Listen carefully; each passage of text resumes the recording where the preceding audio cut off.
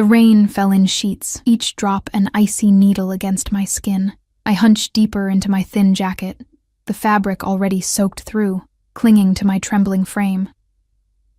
The bus stop offered minimal shelter, its plastic roof leaking in 3 different places. One drip had found the perfect path down my collar, a cold trail snaking along my spine. I checked my phone again. Dead. Of course it was dead. Everything in my life seemed to run out of power at exactly the wrong moment. 2 hours.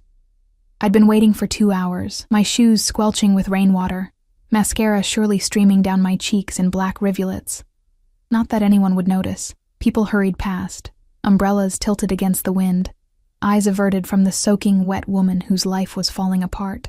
My fingers traced the eviction notice in my pocket, the paper now soft and pulpy from the rain.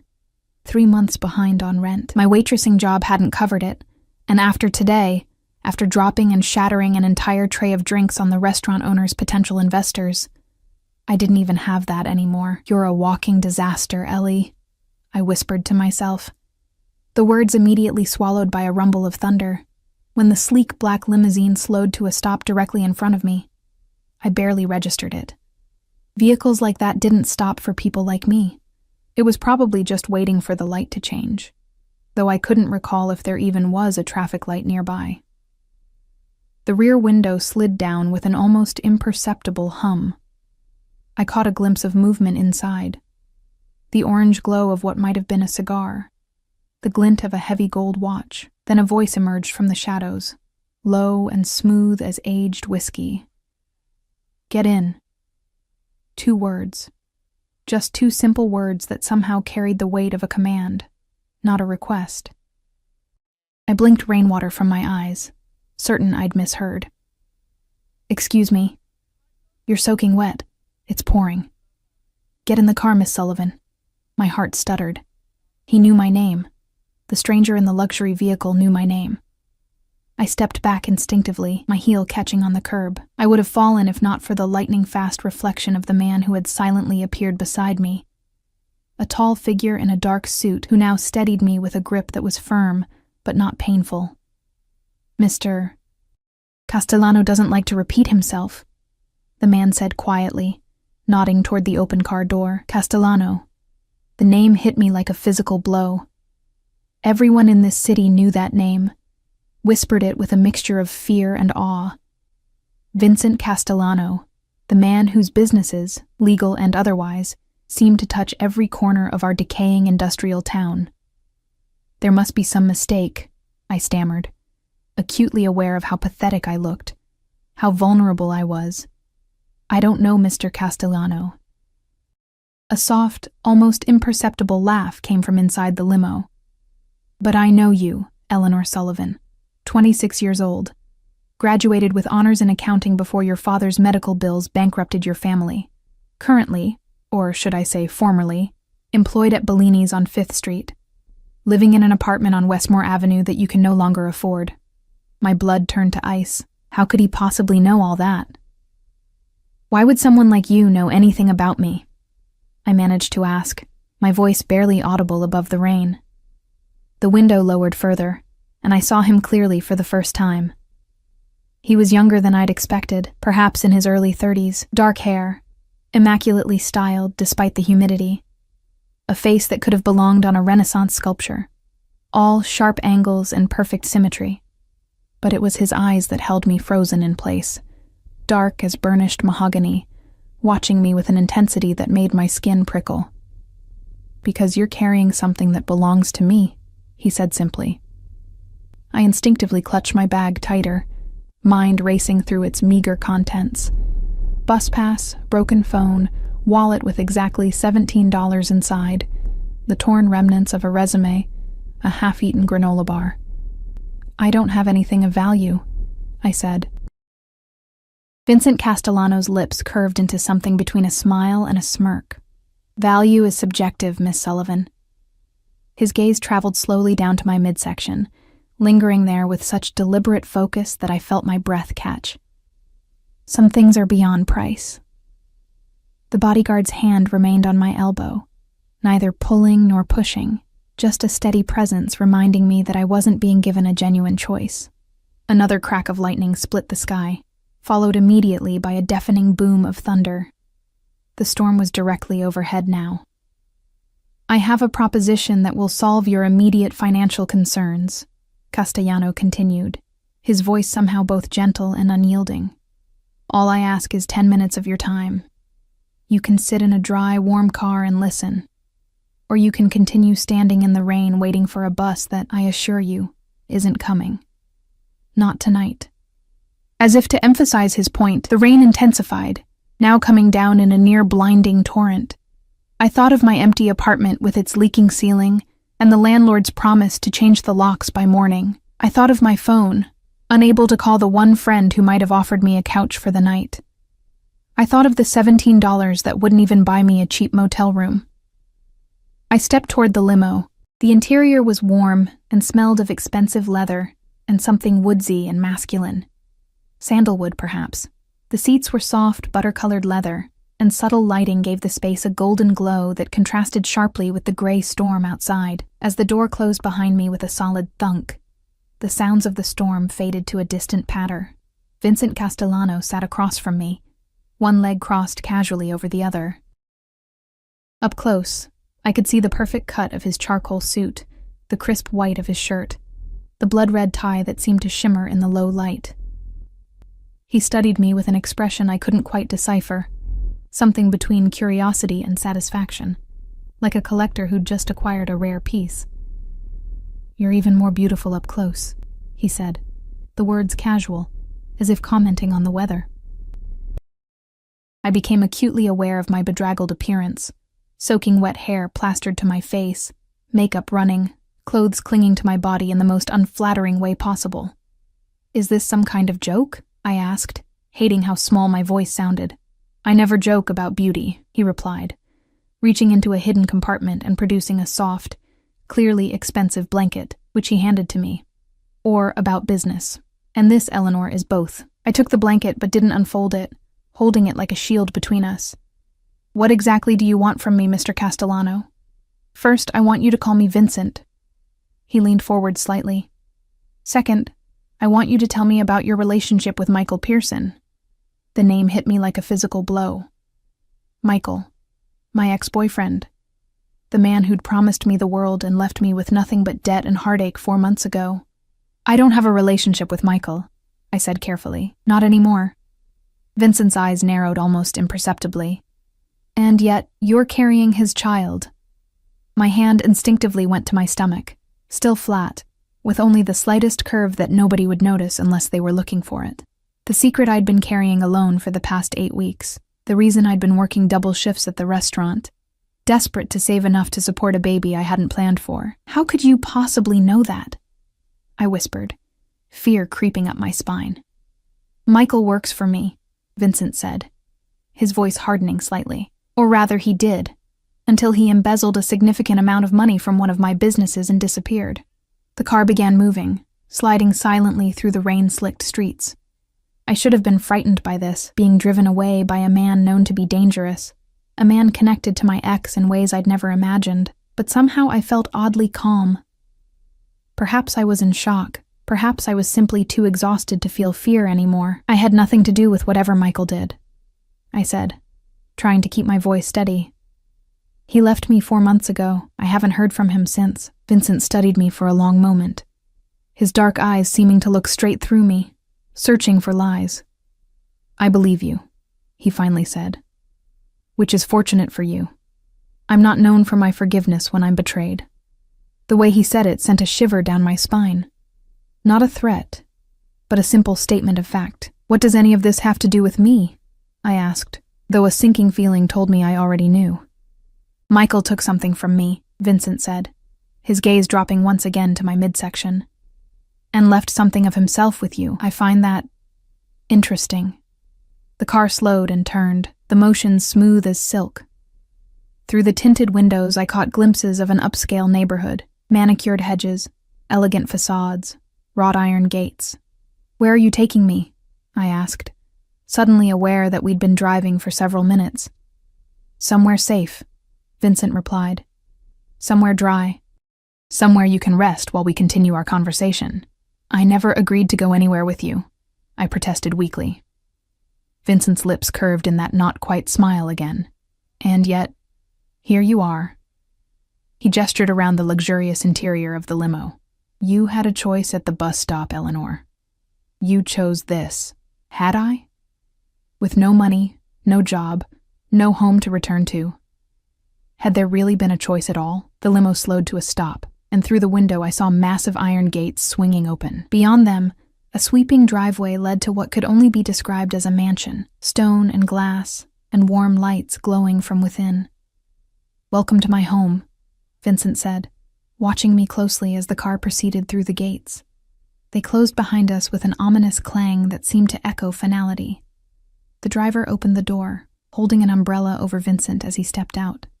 Then he came around to my side, extending the same courtesy. The rain had lessened to a gentle patter, but the umbrella was a welcome shield. Vincent stood waiting for me, silhouetted against the warm lights of the house, tall and imposing and undeniably handsome. He extended his hand to me. Come, Eleanor. We have much to discuss about your future. His eyes traveled once more to my stomach, and his expression changed to something possessive, something hungry. About both your futures, I hesitated for just a moment before placing my trembling hand in his.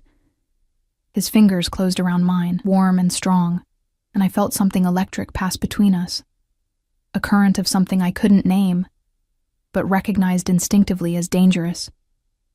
As he led me up the steps to his home, I couldn't shake the feeling that I was walking into a beautiful cage, one with gilded bars and luxurious furnishings, but a cage nonetheless.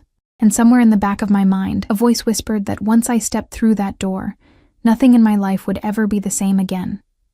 I stepped through anyway. The foyer of Vincent Castellano's mansion swallowed me whole. Soaring ceilings stretched upward, crowned by a crystal chandelier that scattered light like diamond rain. Marble floors gleamed beneath my feet, my worn sneakers leaving damp impressions that quickly faded. The space smelled of money, that indefinable scent of luxury, of things well-tended and pristine. Julian, Vincent called, his voice echoing slightly in the vast space. The bodyguard who had been at the bus stop materialized from somewhere, his face impassive. Show Miss Sullivan to the blue guest suite. Have Maria bring up some dry clothes and something warm to drink.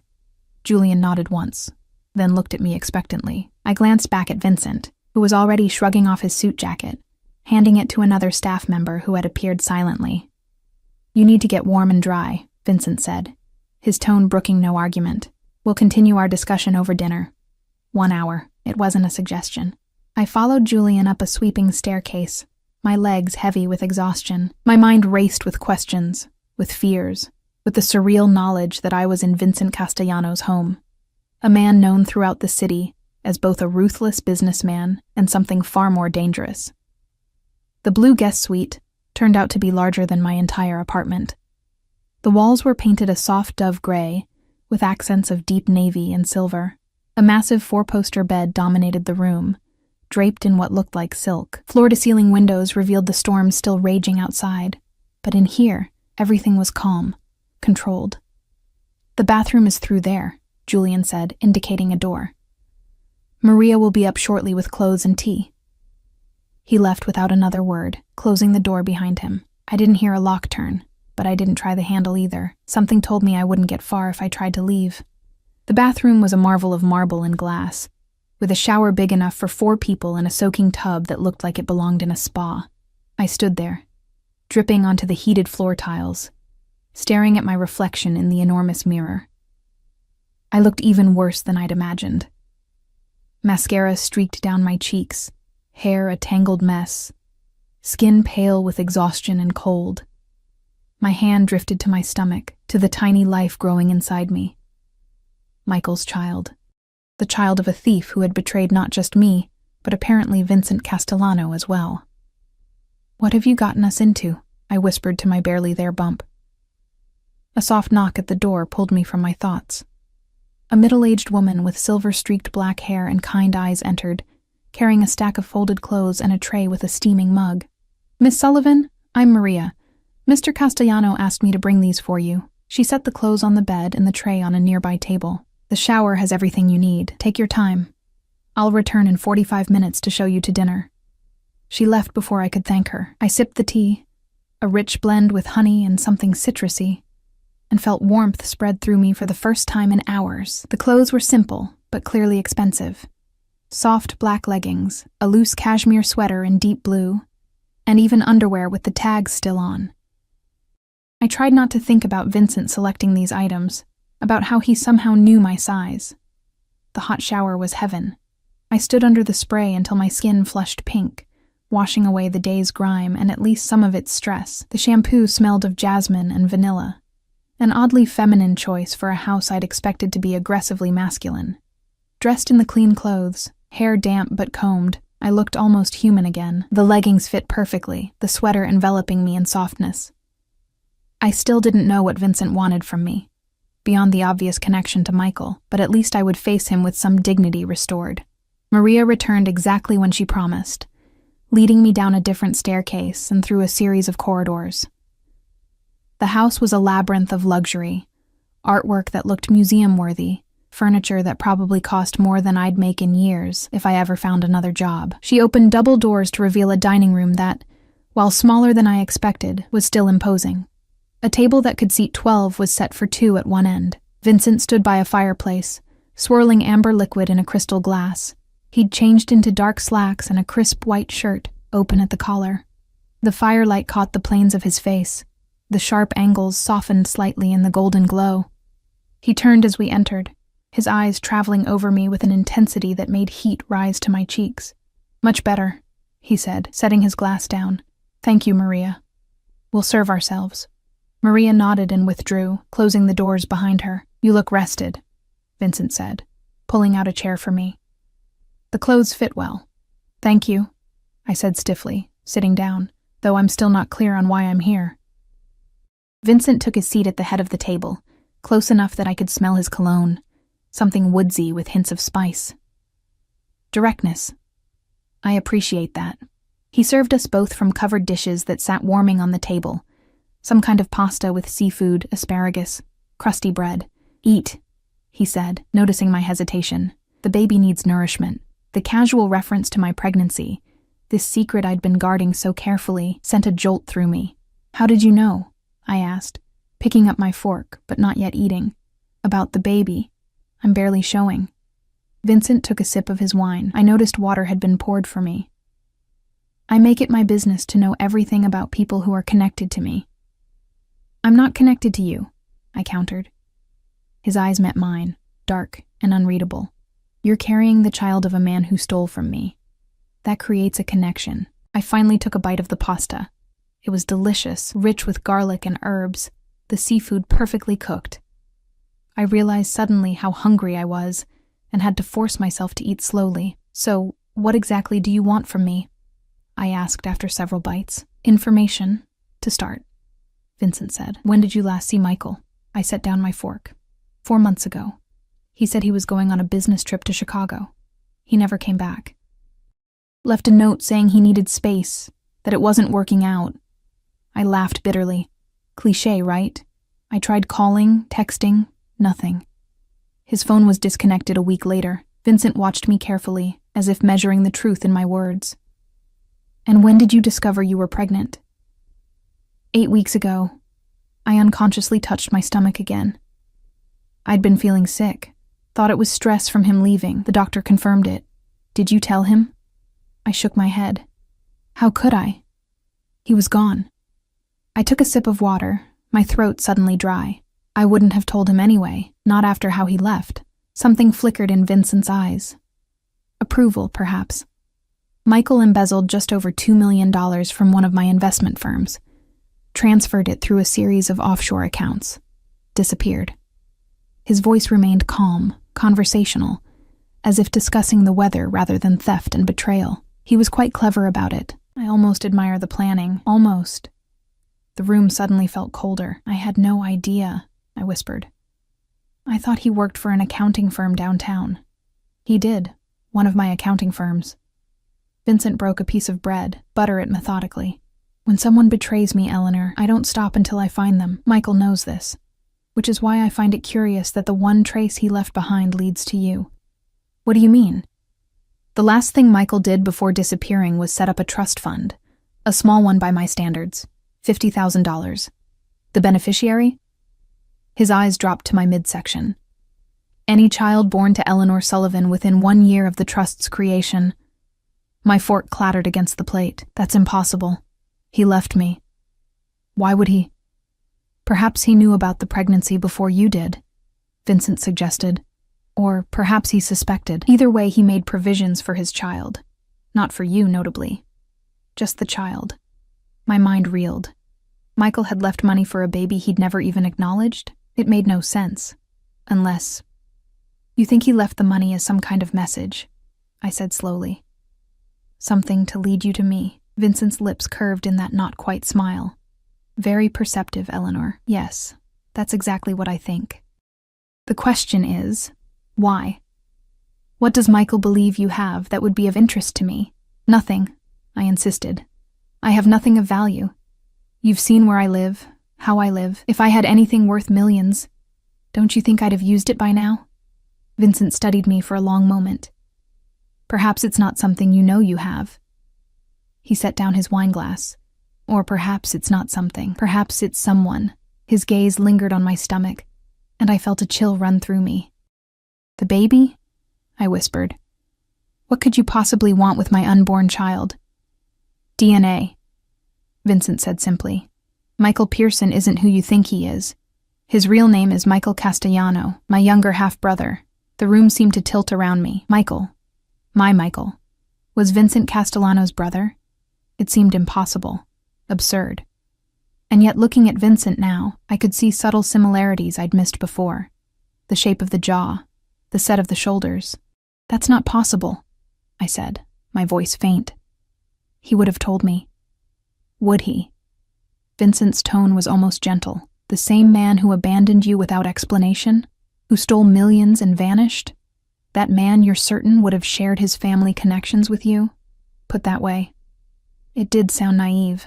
I pushed my plate away, appetite gone. If what you're saying is true, I said carefully, then my baby is your niece or nephew. Yes. Something possessive flashed in Vincent's eyes. A Castellano. And that's why I'm here? Because of the baby's bloodline? Vincent leaned back in his chair, regarding me thoughtfully. Family is everything to me, Eleanor. The only thing, some would say. Michael knows this. By ensuring I would find out about your child, he's placed you under my protection. I don't need your protection, I said automatically, though the words rang hollow even to my own ears. Homeless, jobless, pregnant. I'd never been more in need of protection in my life. Don't you? Vincent asked softly. You were evicted today. Fired. You have $17 to your name, no family to turn to since your father's death. No close friends in the city. Where exactly were you planning to go when you left that bus stop? Each word was like a knife, precise and cutting. He'd laid out my desperate situation with brutal efficiency. I would have figured something out, I said, hating how weak it sounded. I'm offering you a solution, Vincent said. Stay here, where it's safe. Where you'll have everything you need for a healthy pregnancy. Where your child, a Castellano, will be protected. And in return? I asked, because there was always a price. Michael had taught me that, if nothing else. Vincent's eyes darkened. In return, you helped me find my brother. I told you. I don't know where he is. Not now, Vincent agreed. But he set up that trust fund for a reason. He wanted me to find you, to protect his child, which means he'll be watching. He'll want to know about his baby. Eventually, he'll make contact. The implication was clear. I was to be the bait in Vincent's trap. And if I refuse? I asked. Vincent spread his hands in a gesture that managed to encompass the room, the house, his entire world. You're free to leave. I'll have my driver take you wherever you wish to go. But the money Michael left, that stays with me until the child is born. And my protection? His eyes hardened slightly. That ends the moment you walk out the door. It wasn't really a choice at all. Stay and be comfortable, safe, protected, but used as a lure for a man who had clearly gotten himself into dangerous waters. Or leave, return to nothing, struggle through a pregnancy alone and broke. How long? I asked. Until the baby is born. Until Michael is found. Whichever comes first. I thought of the child growing inside me. Whatever Michael had done, this baby deserved a chance, deserved better than a mother scrambling for shelter and food. I'll stay, I said finally, but I want something in writing about the trust fund. Regardless of whether you find Michael, that money belongs to my child. Vincent looked surprised, then pleased, as if I'd passed some sort of test. Of course. I'll have my lawyer draw up the papers tomorrow. He stood, coming around to pull out my chair. You've had a long day. We can discuss the details further tomorrow. He walked me back to the staircase, his hand resting lightly at the small of my back. The touch was proprietary, as if I were already part of his household, his responsibility, his possession. At the bottom of the stairs, he stopped, turning me gently to face him. One more thing, Eleanor. While you're under my roof, under my protection, you are, for all intents and purposes, mine. Do you understand what that means? His dark eyes bore into mine, intense and unwavering. I didn't understand, not fully, but something in his gaze made my heart race, made heat pool low in my belly. I think so, I whispered. His hand came up to brush a strand of hair from my face, the touch feather-light but somehow burning. No, he said softly. You don't. Not yet. He stepped back. But you will. His expression unreadable once more. Good night, Eleanor. Sleep well. As I climbed the stairs to my luxurious prison, I couldn't shake the feeling that I'd just made a deal with the devil himself. A devastatingly handsome devil with dark eyes that promised both protection and possession in equal measure. And somewhere deep inside, in a place I wasn't ready to acknowledge, I wasn't entirely sure I wanted to be saved. Morning came with disorienting brightness. For a moment, I couldn't place where I was. The bed was too soft, the sheets too silky against my skin, the room too quiet. Then yesterday's events crashed back into my consciousness. The rain, the eviction, the black limousine. Vincent Castellano. I sat up slowly, my hand instinctively moving to my stomach. Morning sickness had been mercifully light so far, more of a persistent queasiness than actual vomiting. Today, though, my stomach rolled with anxiety more than pregnancy hormones. I'd agreed to stay in the home of a man who, by all accounts, was dangerous.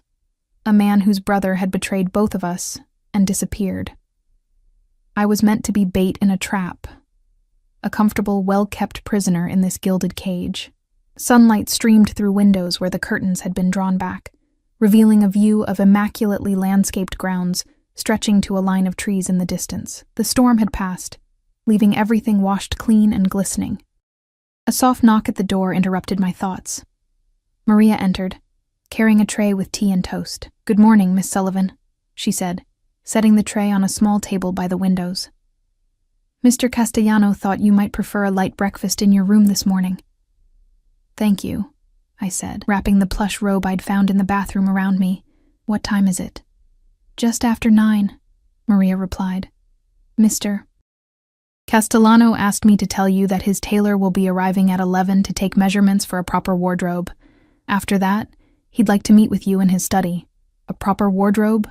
I opened my mouth to protest, then closed it again. I had exactly one set of clothes to my name, the ones I'd been wearing yesterday, now presumably being laundered. "I can't accept an entire wardrobe from him," I said finally. Maria's expression remained neutral, but her eyes held a hint of sympathy. "Mr. Castellano is very particular about appearances. While you are a guest in his home, he will insist on providing appropriate attire." Guest. Such a polite word for what I was. "Is there anything else you need?" Maria asked. I hesitated. "Actually, my apartment. All my things will be thrown out if I don't get them." Not that I had much. Some clothes, a few books, my father's watch, a small box of photos, but they were all I had left. "I believe Mr. Castellano has already taken care of that," Maria said. "Julian went this morning with a team. Your belongings should be delivered later today." Of course he had. Vincent Castellano was nothing if not thorough. "Thank you, Maria," I said, oddly touched that he'd thought of my meager possessions. After she left, I ate the toast and drank the tea, both surprisingly appetizing to my usually queasy stomach. I showered again, simply because I could, reveling in the hot water and expensive products. At precisely 11, Maria returned with a tiny, bird-like woman introduced as Madame Perrine, Vincent's personal tailor. The next hour was a flurry of measurements and fabric swatches and questions about my preferences. I tried to insist on practical, modest clothing, but Madame Perrine simply smiled and continued making notes in a leather-bound book. Mr. Castellano has given specific instructions, was all she would say when I protested that I didn't need evening wear or anything made of silk. By the time she left, I felt exhausted, simply from standing still and lifting my arms on command. Maria led me downstairs, through a maze of hallways to a heavy wooden door. She knocked once, then opened it without waiting for a response. Vincent's study was exactly what I'd expected. Masculine and imposing, with floor-to-ceiling bookshelves, a massive desk, and leather chairs that probably cost more than a year's rent at my old apartment. The man himself stood by the window, phone to his ear, his back to us. He wore another impeccable suit, this one navy blue, the fabric catching the light as he moved. Yes, today, he was saying, his voice calm but with an undercurrent of steel. I don't care what it takes, get it done. He ended the call, turning to face us. His eyes immediately found mine, something flickering in their depths, before his expression settled into polite interest. Eleanor, I hope you slept well. Yes, thank you, I said, unsure how to navigate this strange new dynamic between us. Vincent nodded to Maria, who silently withdrew, closing the door behind her. Please sit, he said, gesturing to the chair across from his desk. I sat, smoothing the borrowed leggings over my knees. He remained standing for a moment longer, studying me with that same intense focus I'd noticed yesterday. Then he moved to his chair, the leather creaking softly as he sat. Your belongings will be delivered this afternoon, he said, though I've arranged for an entirely new wardrobe as well. That's very generous, I said carefully, but unnecessary. I can't accept. It's not generosity, Eleanor, he interrupted, his tone gentle but firm. It's practicality. Your child is a Castellano. While under my protection, you will both have everything you need and more. This isn't negotiable. My child. A Castellano. The words still felt surreal. Did you know? I asked suddenly. About Michael and me, before all this happened?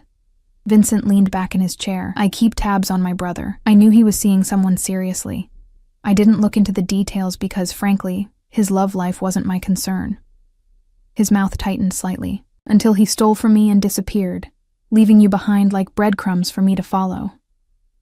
I wasn't left behind deliberately, I said, a flash of the old hurt resurfacing. He just left. Period. And yet he set up that trust fund, Vincent countered. $50,000, specifically for any child you might bear within a year of his disappearance. Michael doesn't do anything without a reason, Eleanor. He knew I would eventually trace that money back to you. I rubbed my temples, trying to make sense of it all. So what happens now? I just stay here until the baby comes, until you find Michael? For now, yes.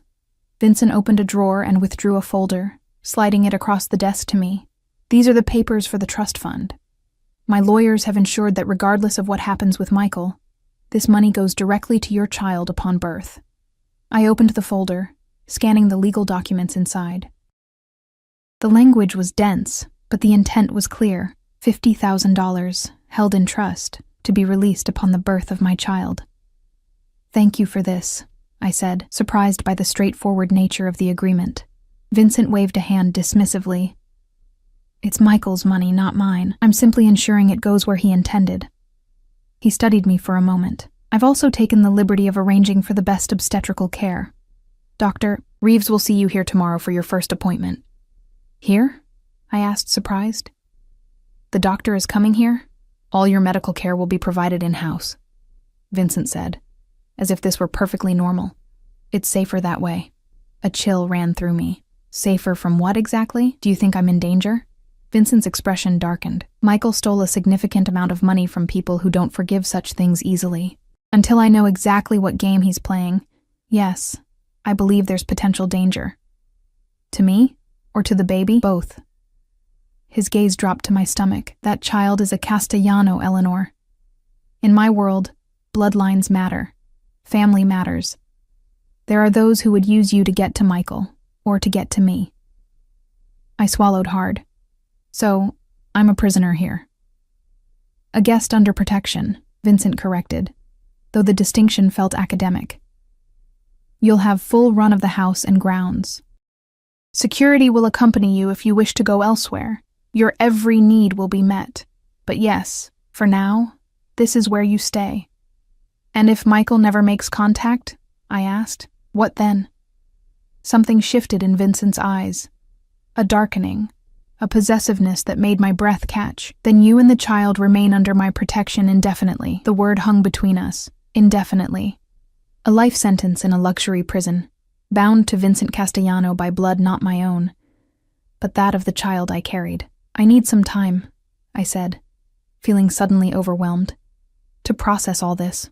Vincent nodded. Of course. Maria will show you the grounds. I've had the East Garden prepared for you. It gets the morning sun, which I'm told is beneficial for expectant mothers. He stood, indicating our meeting was over. We'll dine together at 7. Again, not a question or invitation, simply a statement of how things would be. Maria was waiting outside the study. She led me through the house to glass doors opening onto a stone terrace. Beyond stretched gardens that would have put public botanical displays to shame. Perfectly manicured lawns, flowering shrubs, stone pathways winding between carefully tended beds. The East Garden is this way, Maria said, leading me down a gravel path. We rounded a corner and I gasped softly. A small enclosed garden lay before us, surrounded by ivy-covered walls. A fountain bubbled at its center, the sound soothing and melodic. Stone benches were placed strategically in patches of dappled sunlight. Flowering vines climbed trellises, their sweet scent perfuming the air. Mr. Castellano had this renovated for you just this morning, Maria said. The gardeners have been working since dawn. In less than 24 hours, Vincent Castellano had cleared my apartment, arranged for a new wardrobe, secured a trust fund for my unborn child, scheduled medical care, and renovated a garden, all for a woman he'd only just met. All because I carried his brother's child. It's beautiful, I admitted, sitting on one of the benches. I'll leave you to rest, Maria said. There's a bell by the gate if you need anything. Alone in the garden, I closed my eyes, letting the sun warm my face. The breeze carried the scent of roses and something citrusy, lemon trees perhaps. Birds chirped in the nearby trees. It was peaceful, perfect, and utterly surreal. I must have dozed off, lulled by the fountain and sunshine, because I startled awake at the sound of footsteps on gravel.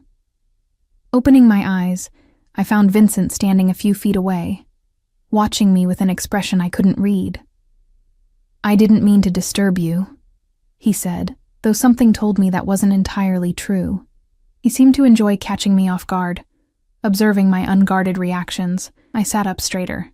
It's fine. I didn't realize I'd fallen asleep. Pregnancy often causes fatigue, he said, coming to sit beside me on the bench. Not too close, but close enough that I caught the now familiar scent of his cologne. My mother used to nap in the gardens when she was carrying Michael. There was something almost wistful in his tone. I found myself curious despite my wariness. Your mother, is she? She died when I was 20, Vincent said, his eyes on the fountain. Cancer. My father followed 3 years later. I'm sorry, I said, the words inadequate but sincere. I lost my father last year. My mother's been gone since I was a child. Vincent nodded. I know. Medical bills from your father's heart condition led to your financial difficulties. Of course he knew. Vincent Castellano probably knew everything about me. My credit score, my medical history, my favorite color. Did you and Michael grow up together? I asked, realizing how little I actually knew about the man I'd been seeing for nearly a year, the man whose child I carried. No, Vincent said, his jaw tightening slightly. Different mothers. Michael was raised primarily in Europe with his mother, after my father's relationship with her ended. He only came to live with us permanently when he was 16. That explained the slight accent I'd sometimes noticed in Michael's speech when he was tired or angry. European, not quite placeable. One more thing he'd never explained. He never mentioned any of this, I said, more to myself than to Vincent. Michael has always been selective about the truths he shares, Vincent replied, a hint of bitterness coloring his words. Even as a boy, he would tell elaborate stories, half-truths mixed with outright fabrications. I thought about how little Michael had shared about his past, always deflecting questions with charming evasions, or turning the conversation back to me.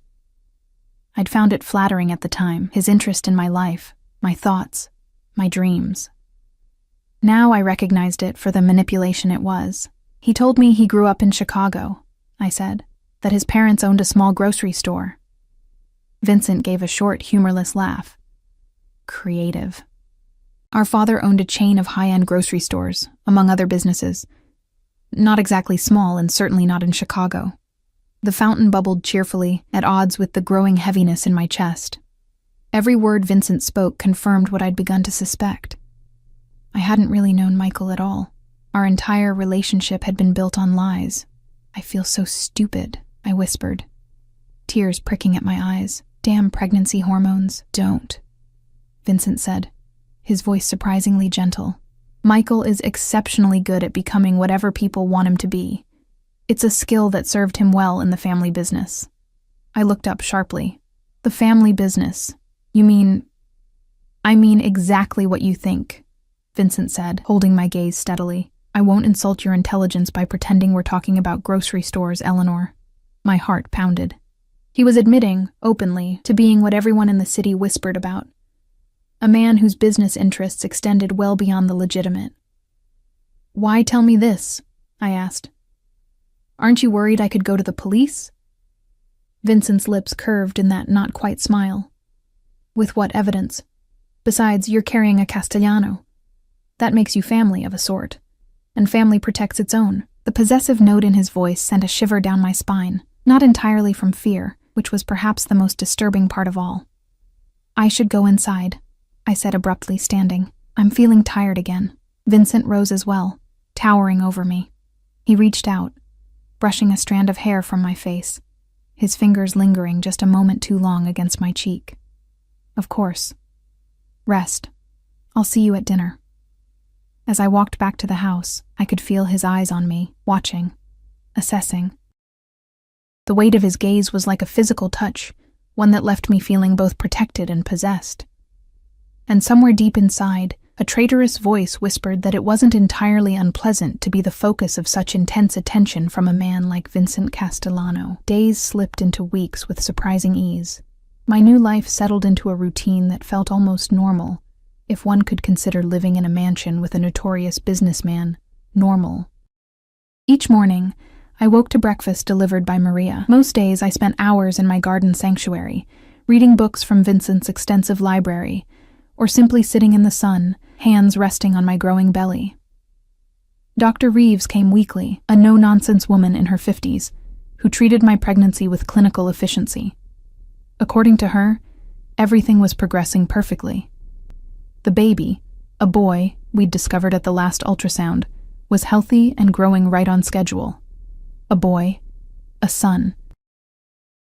A male Castellano heir. The knowledge had changed something in Vincent. He'd been present for the ultrasound, standing silently in the corner of the room as Dr. Reeves moved the wand over my now visible bump. When she'd announced it was a boy, I'd caught the flash of satisfaction in his dark eyes, the slight straightening of his shoulders. He'll need a strong name, Vincent had said later that evening over dinner. Something with history, weight. I'd bristled at his presumption. I was thinking of naming him after my father, Robert. Vincent had considered this, swirling the wine in his glass. Robert Vincent Castellano, he'd said finally. It has a good sound to it. I hadn't argued with the inclusion of Vincent's name or the Castellano surname.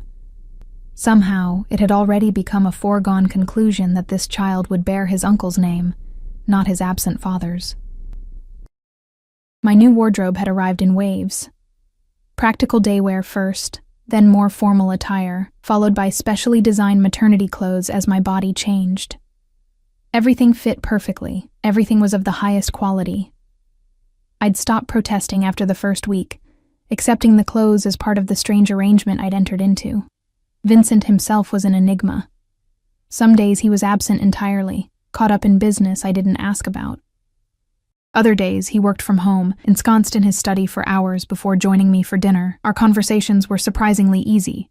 He was well-read, intelligent, with opinions on everything from classical literature to modern politics. He never talked about his business dealings, and I never asked. But it was the way he watched me that left me unsettled and, if I was being honest with myself, intrigued. His dark eyes followed me when I moved, lingering on the curve of my stomach with something like reverence. Sometimes I caught him staring at me with an intensity that made heat pool in my lower belly, a reaction that both confused and alarmed me. This was Michael's brother, after all.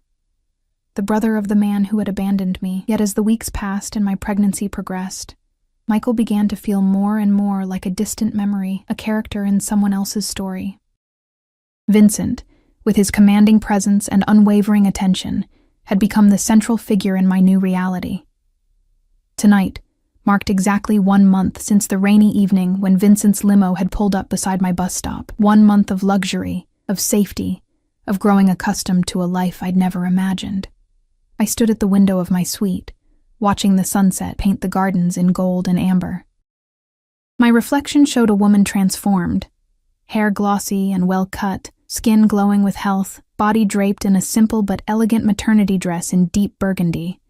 The only familiar element was my eyes, still carrying a wariness that no amount of luxury could erase. A knock at the door pulled me from my thoughts. Maria entered, her perpetual calm momentarily disrupted by what looked like concern.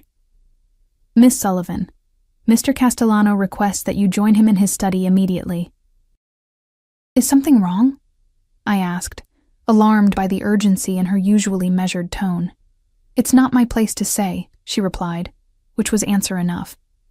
Something was definitely wrong.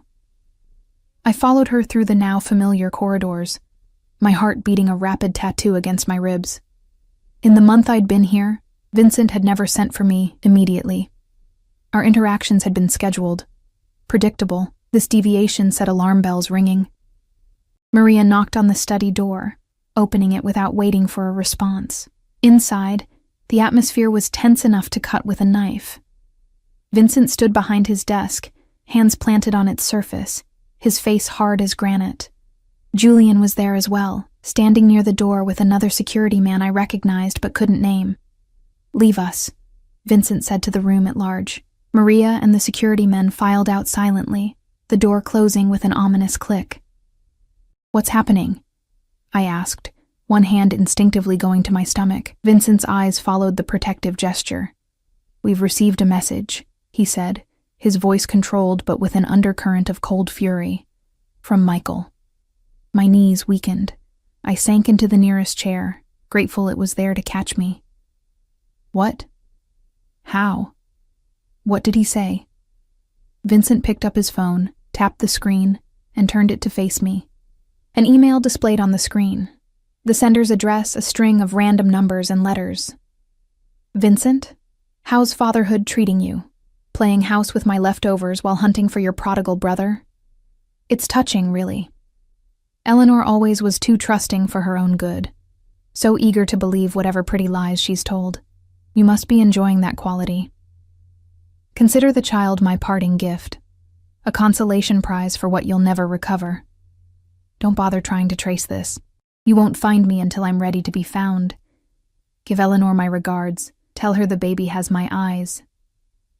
I read it twice, the words blurring through tears I refused to let fall, the casual cruelty, the dismissive tone. This wasn't the Michael I thought I'd known. But then, that Michael had never existed, had he? "When did this come?" I asked, my voice barely above a whisper. 20 minutes ago, Vincent replied. He was watching me carefully, gauging my reaction. "My tech team is trying to trace it, but as he said, that's likely futile." I nodded, still processing the email's contents. "He makes it sound like he planned this. The baby. Leaving me for you to find. That's exactly what he's implying." Vincent came around the desk, leaning against its edge just a few feet from where I sat. "The question is why? To hurt you. I said, the realization crystallizing as I spoke. He knew how much family means to you. He's using me, using his own child, as a weapon against you. Something dark and dangerous flashed in Vincent's eyes. Yes. But why? What happened between you? Vincent was silent for a long moment. When he finally spoke, his voice was controlled, but I could hear the anger beneath it. Michael has always resented his place in the family. He was the second son, the half-brother, raised away from the family business until he was nearly grown. He wanted power without earning it, respect without deserving it. And the money he stole? $2 million is a lot, but for someone like you, I trailed off, uncertain how to finish the thought without sounding presumptuous. It's not about the money, Vincent confirmed. It's about the betrayal, about proving he could outsmart me. His jaw tightened. And about something else entirely. Something I'm still piecing together. I looked down at the message again, one phrase catching my attention. What does he mean by, what you'll never recover? Is he talking about more than the money? Vincent's expression shuddered. Most likely. He was holding something back. I could feel it. There's more to this than you're telling me, I said, a statement rather than a question. Vincent studied me for a long moment, as if deciding how much to share. Michael didn't just steal money, he finally said. He took something else. Something more valuable. Information that could damage the family's interests. What kind of information? The kind that could put people in prison, Vincent said bluntly. Or worse. The implication hung in the air between us. I swallowed hard, suddenly very aware of how little I truly knew about the man before me, about the world I'd been living in for the past month. And now he's using me, using his child, as some sort of distraction. The thought made me physically ill. While you're focused on protecting us, he's doing... What exactly? That's what I need to find out, Vincent said. His eyes hadn't left my face. How are you feeling? The question caught me off guard. Angry, I admitted. Hurt, used. But not surprised, not really. The Michael in that email is closer to the truth than the man I thought I knew. Vincent nodded, seemingly satisfied with my answer. We need to increase security. This message confirms what I suspected. Michael is watching. He knows you're here. He may even have someone inside my organization feeding him information. A chill ran through me. Am I in danger? Not from Michael directly, Vincent said. Whatever his faults, he wouldn't physically harm the mother of his child. But his actions have put targets on both our backs. If my enemies learn that he's compromised our operations, they could see it as an opportunity to strike. Our operations, not just his, but ours. The casual inclusion of me in his world should have frightened me more than it did. What happens now? I asked. Now we draw him out, Vincent said. His hand reached out, hesitating just a moment before resting lightly on my stomach. It was the first time he'd touched the bump directly, though his eyes had been drawn to it countless times. He's watching. Let's give him something to see. The weight of his palm against my belly, separated only by the thin fabric of my dress, sent warmth radiating through me. The baby chose that moment to kick.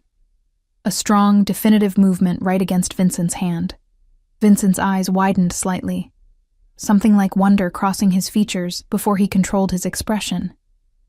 But his hand remained, pressing just firmly enough to feel the next kick when it came. He's strong, Vincent said softly. Yes, I agreed, my voice equally quiet. He is. For a moment we stayed like that, connected by the child growing within me, the child that bound us together through a twisted web of blood and betrayal and something else, something neither of us had named. Vincent finally withdrew his hand, but he didn't step away.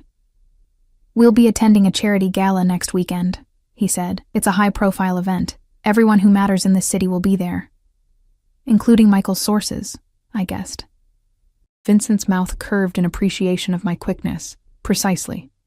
We'll make a public appearance together. The pregnant ex-girlfriend of Michael Castellano, now under the protection of his brother. It will send a message. What message exactly? I asked. Vincent's eyes darkened. That what was his is now mine. The possessiveness in his tone should have alarmed me. Instead, It sent a forbidden thrill down my spine, a sensation I immediately tried to suppress. "I'm not a possession," I said, trying to keep my voice steady. "Neither is this child. In my world, Eleanor," Vincent said, his voice low and intense. "Family is the only true possession worth having. And like it or not, you're carrying a Castellano. That makes you family." He stepped closer, his hand coming up to cup my cheek. The touch was gentle but firm, keeping me from turning away. "For the past month, you've lived in my home, eaten at my table, accepted my protection. You wear the clothes I provide. You carry a child of my blood. Tell me, in what way are you not mine? Put that way." I had no answer. I'd accepted everything he'd offered, had made no real attempt to leave or establish independence. I'd slipped into the role of protected dependent with alarming ease. "The gala is in 3 days," Vincent continued, his thumb brushing lightly across my cheekbone. "Madame Perrine has already designed your gown. We'll present a united front. The message will be clear to anyone watching, including Michael." "And what if I don't want to be used as bait in your brother's game?" I asked, though there was less defiance in my tone than I'd intended. Vincent's eyes searched mine. "Then say so, and we'll find another way. I won't force you, Eleanor. I never have." It was true. For all his commands and arrangements, Vincent had never actually forced me to do anything. He'd simply created circumstances where his preferred option was the only reasonable choice. "I'll go," I said finally. "But not to help you find Michael. I'll go because I want to look him in the eye when he's finally caught, the man who lied to me, used me, and abandoned his own child." Vincent's lips curved in that familiar, not-quite smile. "Vengeance, Eleanor? I wouldn't have thought you had it in you." "There's a lot about me you don't know," I countered. His hand was still on my cheek, his face inches from mine. "I look forward to discovering it all," he said, his voice dropping to nearly a whisper. For a heartbeat, I thought he might kiss me. A part of me, a part I wasn't ready to acknowledge, wanted him to. The tension between us had been building for weeks, a slow burning flame neither of us had named. Instead, he stepped back, breaking the moment. "Rest," he said, his voice returning to its usual controlled tone. "We have preparations to make." As I walked back to my suite, I could still feel the ghost of his touch on my cheek, the weight of his hand on my stomach. Whatever game Michael thought he was playing, he'd underestimated one crucial factor: the growing connection between his brother and the woman he'd discarded. A connection that, despite all my reservations, was becoming harder and harder to deny. The gown Madame Perrine had designed was a masterpiece of subtlety and suggestion. Deep emerald silk draped over my shoulders and flowed down to pool at my feet, the empire waist accentuating rather than hiding my 5-month pregnancy. The back dipped low, exposing the curve of my spine, while the front remained modestly covered. Emeralds and diamonds glittered at my throat and ears. Vincent's gifts for the occasion, delivered that morning in velvet boxes. I barely recognized the woman in the mirror. Gone was the bedraggled waitress crying at a bus stop. In her place stood someone regal, composed, glowing with the unmistakable radiance of impending motherhood. My hair had been styled by a professional Vincent had brought in, swept up to showcase the jewelry and the long line of my neck. "You look beautiful," Maria said from the doorway, her usual reserve softening into something like admiration. "Thank you," I replied, smoothing my hands over the silk covering my bump. "It feels strange, like I'm playing dress-up in someone else's life." Maria's expression turned thoughtful. "Perhaps it's not someone else's life anymore, Miss Sullivan. Perhaps it's becoming yours." Before I could respond, another knock came at the door. Vincent entered, resplendent in a black tuxedo that emphasized his broad shoulders and lean waist. He stopped short when he saw me, his dark eyes widening slightly before narrowing with unmistakable appreciation. "Perfect," he said, his gaze traveling slowly from my face down to the swell of my stomach, then back up again. "Absolutely perfect." Heat bloomed in my cheeks. "The dress is beautiful," I said, deflecting the compliment. "The dress is merely a canvas," Vincent replied, crossing the room to stand before me. From his pocket, he withdrew a small velvet box, different from the ones that had contained the jewelry. One final touch. Inside was a ring, a wide platinum band set with a single enormous emerald, surrounded by diamonds that matched the necklace and earrings. Not a typical engagement ring, but unmistakably a statement of possession. "Vincent," I began, uncertain how to respond. "For appearance's sake," he said, though something in his eyes suggested it was more than that. "Tonight, we present ourselves as a united front. The message must be clear and unambiguous." I knew I should resist, should maintain some boundary between the role I was playing and my true self. But as Vincent took my hand and slid the ring onto my finger, I couldn't summon any real objection. The weight of it felt significant, a tangible symbol of how thoroughly my life had changed. "Ready?" he asked, offering his arm. I nodded, placing my hand in the crook of his elbow. The fabric of his tuxedo was soft beneath my fingers, the solid strength of his arm reassuring. Whatever came tonight, I wasn't facing it alone. The limousine ride to the gala was quiet, charged with an energy neither of us acknowledged.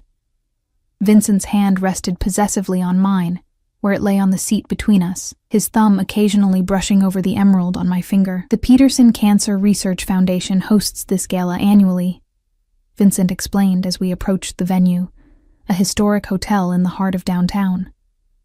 "Every person of consequence in the city attends. Business leaders, politicians, old money families, and members of your organization," I added quietly. Vincent's lips curved. "Yes. And potentially, those who might be feeding information to Michael." "How will we know?" I asked. "We won't, not immediately, but people talk, especially when surprised. Your appearance on my arm will certainly qualify as surprising." His hand tightened slightly on mine. "Stay close to me at all times. Speak only when spoken to. If anyone asks about Michael or the baby, deflect to generalities. Understood?" The commanding tone might once have irritated me. Now, I simply nodded. Tonight wasn't about my independence. It was about survival, about protecting the child I carried. The hotel loomed ahead, its facade lit dramatically against the night sky. A red carpet stretched from the curb to the entrance, flanked by photographers and local press. My heart rate accelerated. "Cameras," I said, suddenly nervous. "If Michael is watching, that's precisely the point," Vincent replied. His eyes met mine, intense and unwavering. "Remember who you're with. No one would dare harm what belongs to me." The possessive declaration should have offended me. Instead, it settled something in my chest, a certainty that despite everything, I was safe with this man. The limousine stopped, and immediately the door was opened by a uniformed attendant. Vincent exited first, then turned back to offer me his hand. The moment I emerged, flashbulbs exploded around us. I blinked against the sudden brightness, instinctively drawing closer to Vincent's side. His arm wrapped around my waist, hand splayed protectively over my hip. He bent slightly to murmur in my ear, his breath warm against my skin. "Smile, Eleanor. Let them see that you're not afraid." I lifted my chin and curved my lips upward. Not a genuine smile, but a reasonable facsimile. Vincent guided me up the carpet, nodding occasionally to acquaintances but stopping for no one. I felt the weight of stares, heard the murmured speculation as we passed. The pregnant woman on Vincent Castellano's arm, wearing his emeralds, bearing his ring. The gossip would spread like wildfire. Inside, the ballroom was a sea of wealth and influence. Crystal chandeliers cast golden light over marble floors. Women dripped with jewelry that could have funded small nations. Men in tuxedos identical to Vincent's, but somehow less impressive, clustered in groups, discussing matters that likely straddled the line between legitimate business and something darker. "Vincent!" A silver-haired man approached, hand extended. "I didn't expect to see you here tonight, Senator," Vincent replied, shaking the man's hand with just the right amount of deference. "I never miss an opportunity to support such a worthy cause." The senator's eyes slid to me, curiosity evident in his expression. "And who might this lovely young woman be?" "Eleanor Sullivan," Vincent said, his hand tightening slightly on my waist. "My fiancé." The word hung in the air between us. Fiancé. Not merely under his protection, but claimed. Marked as his in the most public way possible. "Fiancé," the senator exclaimed, not bothering to hide his surprise. "Well, this is unexpected. Congratulations to you both." His gaze dropped to my evident pregnancy. And it seems more congratulations are in order. Thank you, Senator, I said, finding my voice. It's a pleasure to meet you. The senator's eyes narrowed slightly. Sullivan, that name sounds familiar. Eleanor is a financial analyst, Vincent interjected smoothly. She's been consulting on the new development project on the east side. It was a lie, but delivered with such conviction that even I almost believed it. Ah, of course, the senator nodded, though his expression suggested he wasn't entirely convinced. Well, I won't keep you. I'm sure many people will be eager to meet the woman who captured Vincent Castellano's heart. As the senator moved away, I turned slightly toward Vincent. Fiancé, I murmured, keeping my smile in place. A necessary escalation, Vincent replied, guiding me deeper into the ballroom. The ring alone left room for interpretation. I might have argued further, but we were immediately surrounded by a stream of well-wishers and curiosity seekers. Vincent introduced me repeatedly as his fiancé, fielding questions about our relationship with practiced ease. I followed his lead, keeping my responses vague but warm, playing the role of the adoring bride-to-be. Eleanor needs to rest, Vincent announced after nearly an hour of this performance. The baby, you understand. He guided me to a secluded alcove off the main ballroom, a small seating area partially concealed by potted palms. I sank gratefully onto a velvet settee, the weight of the baby and the strain of maintaining our facade suddenly exhausting. You're doing beautifully, Vincent said, sitting beside me. His hand found mine, fingers interlacing with a familiarity that belied our actual relationship. People are talking, just as we intended. And watching, I added, acutely aware of the glances still directed our way despite our relative seclusion. Vincent nodded, his eyes scanning the crowd with practiced casualness. Julian is monitoring reactions. If anyone seems particularly disturbed by your presence, we'll know. I rubbed my thumb absently over the emerald ring, the stone cool and smooth beneath my touch. Do you really think Michael would have someone here? Someone who might contact him? Michael has always cultivated his own network within mine, Vincent said, his mouth tightening slightly. Loyalty in my world is purchased as often as it's earned, but not yours, I observed. Your men, Julian, the others, they seem genuinely loyal to you. Something like surprise flickered in Vincent's eyes. Yes, they are. Why? I asked, genuinely curious. What inspires that kind of devotion? Vincent was silent for a moment, considering. Respect, he finally said. I demand much, but I give much in return. Protection, prosperity, a place to belong. His thumb brushed over my knuckles. Family isn't always about blood, Eleanor. The irony wasn't lost on me that he spoke of family beyond blood while simultaneously claiming me and my child based entirely on bloodline. Before I could point this out, his attention shifted to something over my shoulder, his expression hardening. Vincent Castellano with a pregnant fiancé, came a smooth, cultured voice. Will wonders never cease? I turned to see a man standing at the edge of our alcove, tall, elegantly dressed, with silver threading through his dark hair. His smile didn't reach his cold blue eyes. Donovan, Vincent acknowledged, his tone neutral, but with an undercurrent of tension. I wasn't aware you were on the guest list. Last-minute addition, the man replied, his gaze shifting to me. Aren't you going to introduce me to your fiancé, was it? Vincent's hand tightened on mine. Eleanor, this is Richard Donovan, a business associate. Richard, my fiancé. Eleanor Sullivan. Donovan's eyes narrowed slightly at my name, a flash of recognition quickly masked. Miss Sullivan. A pleasure. He extended his hand. I took it briefly, his skin cool and dry against mine. Mr. Donovan Sullivan, he repeated as if tasting the name. No relation to Robert Sullivan, I presume? The accountant who died last year? My breath caught. My father. How could this stranger know about my father? My father, I confirmed, fighting to keep my voice steady. Ah. Donovan nodded, something calculating in his expression. How interesting.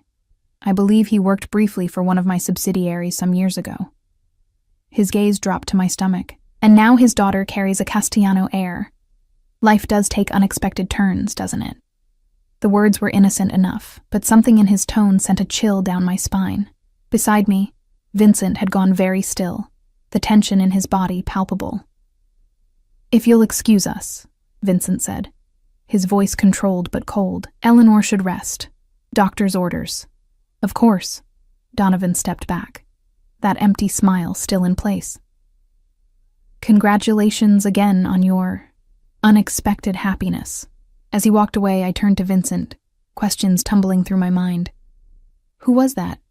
How did he know my father? What did he mean? "Not here." Vincent cut me off, rising smoothly and offering his hand.